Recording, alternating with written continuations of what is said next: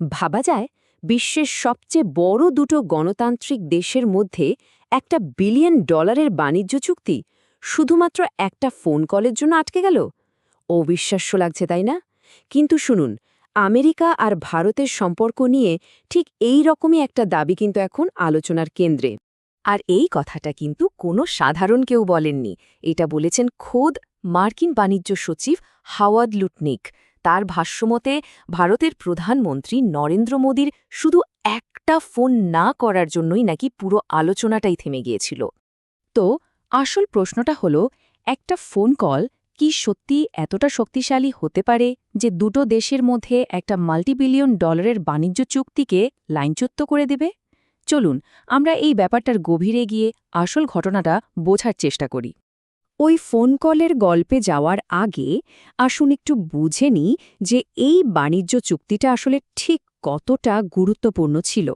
কারণ দেখুন, আমেরিকার ভারতের বাণিজ্যিক সম্পর্কটা কিন্তু বিশাল এক অর্থনৈতিক ভিত্তির ওপর দাঁড়িয়ে আছে। শুধু এই ২০২৪-২৫ অর্থবর্ষটাকে যদি ধরি, দুই দেশের মধ্যে বাণিজ্যের পরিমাণ ছিল ১৩১.৮৪ বিলিয়ন ডলার। অঙ্কটা এতটাই বড় যে অনেক ছোট দেশের মোট জিডিপির থেকেও বেশি। মানে বুঝতেই পারছেন এই সম্পর্কটা কতটা জরুরি। আর এই বিশাল বাণিজ্যের প্রায় ১১% হয় আমেরিকার সাথে। তার মানে ভারতের অর্থনীতির জন্য আমেরিকা যে কত বড় একটা বাজার, সেটা আর আলাদা করে বলার অপেক্ষা রাখে না। তো এটা স্পষ্ট যে এই সম্পর্কটা কিন্তু হুট করে তৈরি হয়নি। বছরের পর বছর ধরে আমেরিকা ভারতের অর্থনীতিতে একটা প্রধান ভূমিকা পালন করে আসছে। কিন্তু সব বড় সম্পর্কের মতনই এখানেও কিন্তু কিছু সংঘাতের ইতিহাস আছে। এই যে চুক্তিটা ভেস্তে গেল, এর প্রেক্ষাপট কিন্তু অনেক আগে থেকেই তৈরি হচ্ছিল। মানে দুই দেশের মধ্যে শুল্ক বা ট্যারিফ নিয়ে একটা চাপা উত্তেজনা বেশ কিছুদিন ধরেই চলছিল। ঘটনাটা শুরু হয় মার্চ মাসে, যখন নতুন বাণিজ্য চুক্তি নিয়ে আলোচনা শুরু হয়। এরপর ছয়টা বৈঠক হলো, কিন্তু কোনো সমাধান আর আসলো না। উল্টো অক্টোবরে এসে পরিস্থিতি আরও খারাপ হয়ে গেল, কারণ মার্কিন শুল্কের কারণে ভারতের রপ্তানি কমতে শুরু করল। আর এই সব উত্তেজনার মূলে ছিল শুল্ক।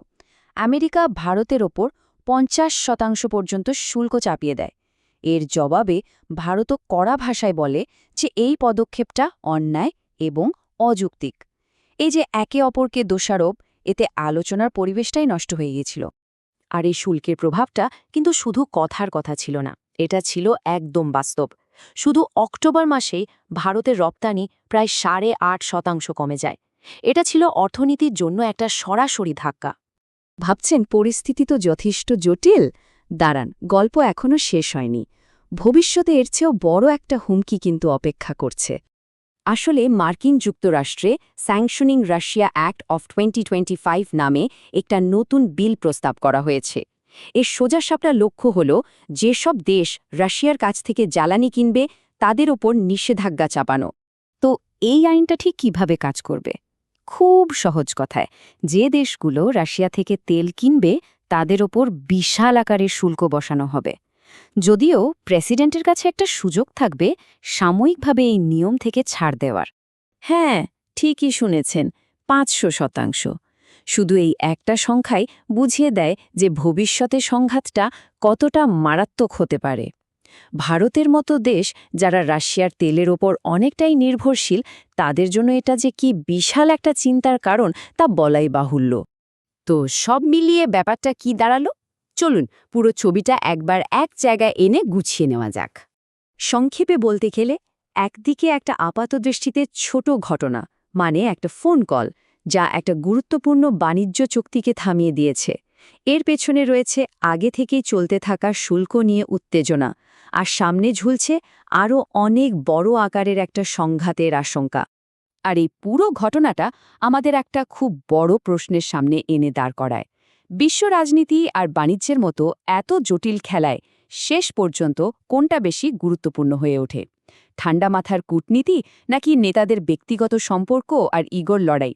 উত্তরটা সত্যি ভাবার মতো, তাই না?